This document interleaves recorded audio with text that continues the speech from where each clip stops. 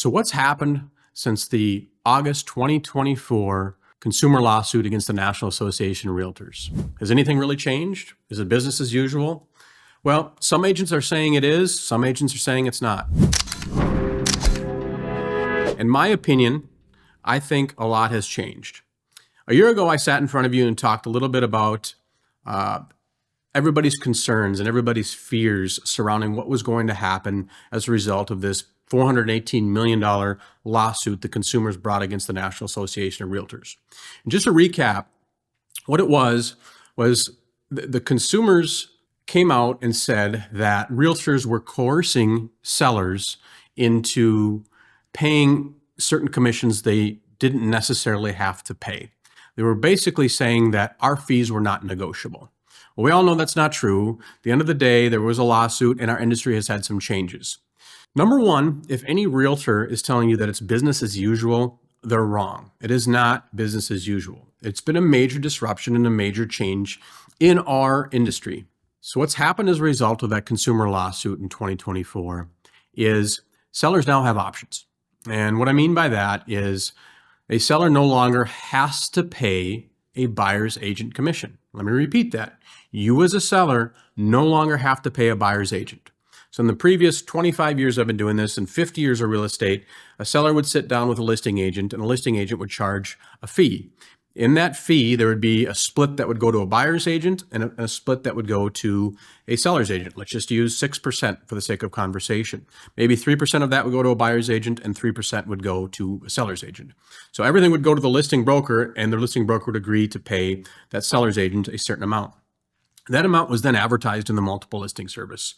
So I, as a buyer's agent, would go to show your home and I would see I was going to get paid a certain amount based on what was represented in the multiple listing service. We can no longer put advertisements for compensation in the multiple listing service. That has now been removed. There's no option for that. So the good news is you as sellers no longer have to pay a buyer's agent if you don't want to. Can you? Absolutely you can. Should you? Well, I think that's to be debated. Here's how I'm handling it with my sellers and how I think you should do it as a seller. As a result of that lawsuit, I think it's a good thing. I no longer have to pre-negotiate a buyer's agent commission for you. We can now negotiate that through the process. And here's what I mean by that. We sit down, we agree to list your property. I'm going to list your property for a fee. Whatever fee that might be, it's just a fee between you and I. I no longer have to pay that buyer's agent.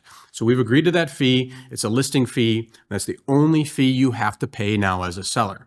We now welcome offers. And in those offers, there's now a section in a Minnesota purchase agreement that allows a buyer's agent to ask you, the seller, to compensate them for selling your home. It's all negotiable. The beauty of this is by hiring a good, experienced agent like myself that loves to negotiate, we can push back on that fee. So let's just think about this for a moment. You have a buyer that wants to buy your home. That buyer's agent has agreed to represent that buyer. That buyer's agent has now written an offer on your home, asking for you to pay them, the buyer's agent, because their buyer loves the home and wants to buy your home and they feel they should get paid. Well, let's logically think about that for a minute. That buyer is likely going to buy your home whether or not you pay that buyer's agent. They like your home, and whether or not you're willing to pay that buyer's agent, there's a good chance that they're still going to buy your home. I think just laying down and offering upfront to pay somebody, whatever fee that might be, whether it's 3%, 4%, 2%, just agreeing to pay a buyer's agent up front is a disservice to you. And I think any agent that says you need to agree to pay a buyer's agent in our contract is doing a huge disservice to you as a seller. I have done multiple transactions in 2025 already where we have paid a 0% buyer's agent fee in the purchase agreement. Nothing. That buyer's agent, whether they're working for free or whether they've decided to get paid directly outside of closing by their buyer, is up to them. But you, the seller, only has to pay the listing agent fee in that circumstance. So you're netting a lot more money for your home right now. There's a lot more opportunity for a good agent to negotiate on your behalf.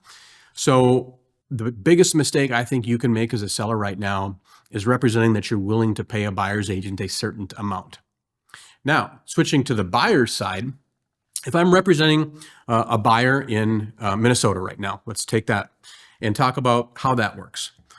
So, number one, don't let an agent mislead you and say that you have to have a buyer's representation agreement signed in order to view a property.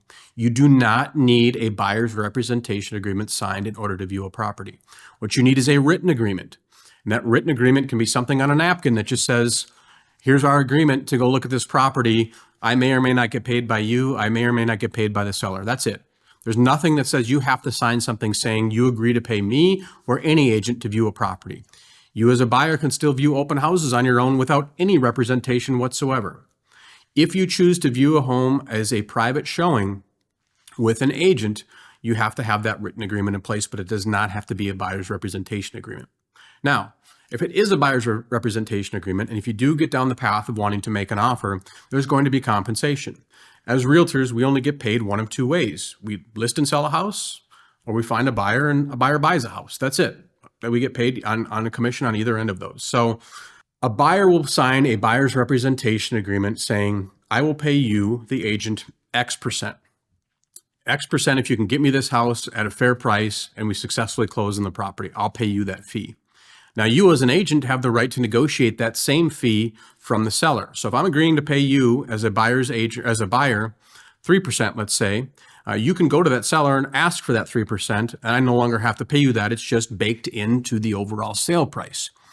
If you're not able to capture that 3% from the seller, I may or may not owe you some money outside of closing. So if you only get 1.5 from the seller, I may owe you 1.5 outside of closing. I, as an agent, may agree to waive that 1.5. So just be careful. This is going to be very complicated. There's going to be agents that are going to hold you to that, and they're going to ask for that additional 1.5% at closing, and it could cost you a lot of money as a buyer. And these young first-time home buyers simply don't have that kind of cash laying around to pay you that 1.5, 3.5, whatever that number is outside of closing. It's likely going to be baked into the purchase price and paid for by the seller. So there's a lot of moving parts when it comes to compensation right now. There's a lot of confusion. And frankly, I think there's a lot of agents taking advantage of this and getting their buyers to sign things they don't necessarily need to sign.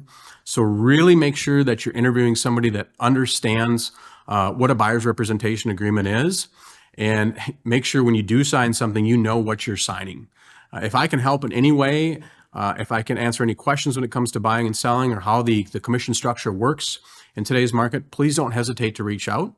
There's a lot of moving parts and a lot of, like I said, confusion right now. And essentially what's happened is we've removed the compensation from the multiple listing service and we've put it in a purchase agreement, and it is now negotiable by all parties.